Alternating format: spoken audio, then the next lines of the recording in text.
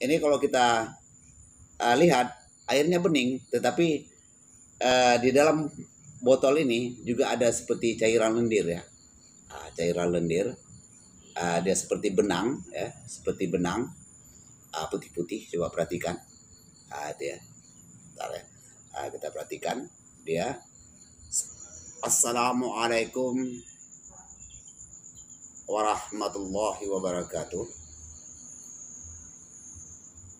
Salam bahagia dan salam sejahtera selalu buat para pemirsa dimanapun berada. Semoga kita semua senantiasa dalam keadaan sehat, sehat zahir maupun batin.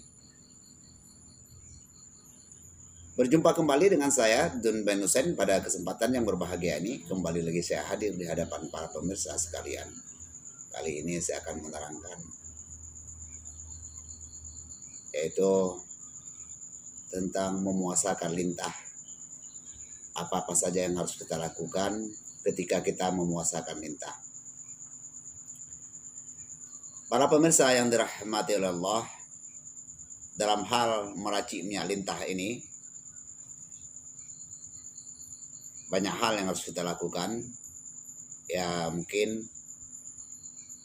para pemirsa juga sudah sering melihat konten saya tentang meracik minyak lintah. Yang pertama sekali kita harus menangkap lintah di rawa-rawa. Dalam hal kita menangkap lintah ini pun ada beberapa risiko yang kita hadapi. Ya, yang pertama kita digigit lintah itu ya. Digigit lintah. Dan juga kadang-kadang bekas gigitan lintah itu ada efeknya juga. Efeknya bisa menyebabkan bekas gigitannya itu salah satunya gatal dan juga membengkak. Apalagi ketika kita gigit lintah itu, kita paksa melepaskannya, itu mengakibatkan bengkak kadang-kadang. Bahkan juga kadang bisa membawa kepada demam. Nah, itu sudah banyak sekali bisa mengakibatkan kita demam. Nah, para pemirsa yang dirahmati Allah, lintah ini hewan air ya. Dia suka menghisap darah. Itulah fungsinya tadi kita puasakan agar darah yang ada di dalam tubuh lintah ini akan hilang. Dengan cara kita puasakan akan hilang. Akan hilang ya. Jadi sewaktu kita puasakan itu perlu juga kita mengganti-ganti airnya ya. Nah, itu kita ganti air. Kadang-kadang begitu kita tangkap lintah ini dari rawa, kita kurung, lintah itu airnya akan berubah.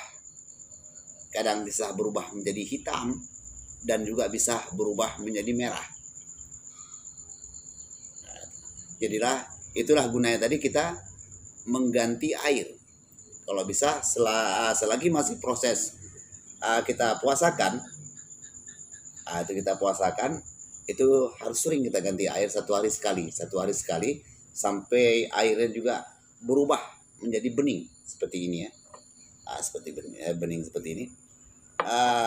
Ini kalau kita lihat airnya bening, tetapi di dalam botol ini juga ada seperti cairan lendir ya. Cairan lendir, dia seperti benang ya, seperti benang putih-putih. Coba perhatikan. Itu ya. Bentar ya. Kita perhatikan dia seperti benang. Itu perhatikan. Itulah lendirnya tadi ini, kotorannya yang harus kita bersihkan. Kita bersihkan ataupun kita sterilkan. Itulah kalau kita cuci, kalau kita tangkap lintah satu ekor, kita cuci kan tidak mungkin. Mungkin dengan cara inilah, dengan cara ketika kita puasakan ataupun kita kurung lintah tadi, kita ganti air. Terus kita ganti air, sehingga airnya bersih, warnanya seperti ini. Proses pemuasaan itu seminggu, bahkan juga sampai 2 minggu ya. Tergantung keadaan lintahnya. Kalau lintahnya lagi kita dapat itu dia lagi gemuk menghisap darah, itu kemungkinan agak lama. lama ya, lama. Mengapa kita puasakan dia? Pernah juga saya terangkan di konten saya yang sudah lewat itu. Kalau tidak kita puasakan, ketika nanti ini kita jemur lintahnya, setelah kita isi dengan minyak kelapa hijau, kita jemur, dia akan mengeluarkan bercak darah. Bercak darah ya. Jadi botol ini nanti ini akan banyak bercak darah. Itu. Bercak darah. Jadi kita pun melihatnya agak risih begitu ya ketika lintah ini mengeluarkan darah. Jadi itulah gunanya tadi, lintah tadi ketika kita puasakan ataupun kita kurung di dalam botol ini, botolnya boleh botol, tapi lebih bagus botol seperti ini. Jadi perlu juga kita mengganti-ganti airnya. Seperti ini, ini ada 2 botol. Seperti ini, airnya agak keruh dan ini bening. Ini sudah beberapa kali saya ganti. Ya. Ini juga beberapa kali, tapi belum melihatkan hasil yang bening ya, sebab masih ada seperti benang-benang. Coba perhatikan ya, seperti benang-benang itu putih ya. Itu coba perhatikan lagi, itu seperti benang-benang putih. Itulah yang harus kita buang. Harus kita buang ya. Ya seperti benang-benang putih ini nantinya akan kita buang. Setelah nanti hilang benang-benang putih ini, seperti benang putih lendir ya, lendir yang ada di dalam perutnya ataupun di badannya begitu ya. Itu baru nanti kita isi minyak lalu kita jemur. Kita jemur sampai 3 minggu, bahkan sampai 1 bulan untuk menghasilkan minyak lintah, gitu ya, minyak lintah. Jadi dalam proses penjemuran tadi kita harus melihat keadaan juga cuaca. Kalau bulan-bulan ini, kalau saya lihat ya sering sekali datangnya hujan. Datang hujan. Nanti kalau pas kita jemur, panasnya kurang, dia akan kurang baik ya, seperti lintahnya timbul ataupun seperti membusuk, tetapi bukan membusuk ya, bukan membusuk, cuma kita saja yang curiga begitu kok seperti ini. Itu seperti kok timbul begitu ya. Jadi demikian para pemirsa yang dirahmati Allah.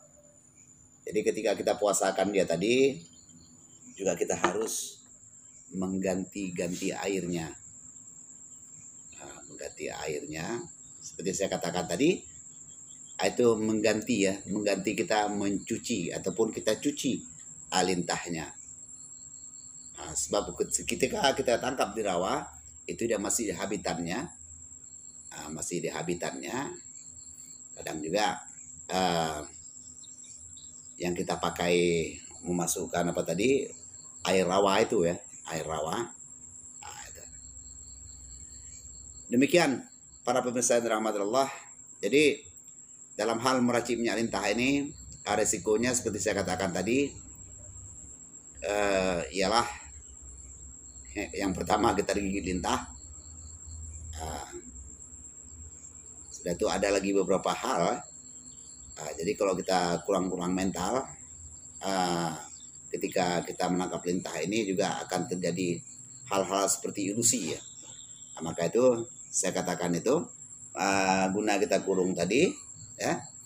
Apabila terjadi sesuatu hal kepada kita nanti, hal-hal yang tidak kita inginkan ya, maka lintahnya boleh kita lepas kembali. Itu jangan dipaksa. Ketika terjadi sesuatu hal yang di luar nalar kita, maka lintahnya lepas saja kembali. Kita khawatir ya. Jadi memang sampai sekarang ini sudah banyak konten tentang lintah saya buat, tetapi belum ada doanya, belum yang saya buat secara khusus. Mudah-mudahan nanti akan saya buat secara khusus doa ketika kita mengurungnya, ya, dan doa juga ketika lintahnya sudah jadi. Nah, ketika kita kurung lintah ini juga ada doanya. Nah, ada. Dan ketika sudah lintahnya sudah jadi, sudah kita campur dengan ramuan-ramuan racikannya, itu juga ada doanya. Nah, itu juga nanti kalau umpamanya para pemirsa yang dirahmati Allah, khusus meraciknya lintah ini kalau untuk sendiri, nanti juga bagaimana kalau untuk kita jual ataupun kita maharkan, bagaimana apa yang harus kita lakukan kepada yang memaharkan minyak lintah ini. Nah, mudah-mudahan insya Allah nanti akan saya terangkan bagaimana doanya. Doanya ya, doa ketika kita kurung dan ketika lintahnya sudah jadi kita jemur,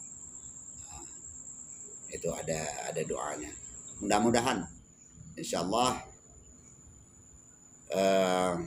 nanti akan saya buat kontennya secara khusus ya, secara khusus. Ini pun suara pun agak-agak mindeng, pilek ya, pilek. Itulah efek seminggu yang lewat saya ada menangkap lintah. Ini lintah terlalu besar, jadi dia menggigit ya. Setelah digigitnya saya rasakan badan saya setelah pulang dari rawa itu seperti panas dingin. Badan saya panas dingin, lalu timbullah pilek, dan juga seperti meriang. Tetapi itu harus kita lawan ya, harus kita lawan. Kalau kita biarkan, dia akan menghantui. Baik, karena temanya tadi tentang mengganti yaitu air di dalam botol ya, karena tema tadi mengganti air di dalam botol, maka sering-seringlah ketika kita proses pengurungan ataupun puasa tadi, kita puasakan lintahnya, kalau 7 hari ya 7 kali, 7 hari kita ganti air, kita ganti sehingga dia bening. Tujuannya ialah untuk kita cuci ataupun kita sterilkan lintah tadi. Namun bukan cukup sampai di situ saja, nanti setelah jadi juga akan kita sterilkan dengan cara kita panaskan. Nah, itu sebenarnya kalau mataharinya bagus, teriknya bagus juga, itu ketika kita jemur, botolnya kan cukup panas ya, panas. Bahkan minyaknya juga dalam botolnya cukup panas. Nah, kalau kita pegang ini, kalau kita jemur tuh nggak tahan kita, panas gitu ya. Nah, jadi perlu juga kita sterilkan begitu dengan cara kita menguapnya ataupun kita masak. Baik, para pemirsa yang dirahmati Allah, semoga isi konten ini bermanfaat buat kita semua. Terima kasih atas segala perhatiannya. Saya akhiri, assalamualaikum warahmatullahi wabarakatuh.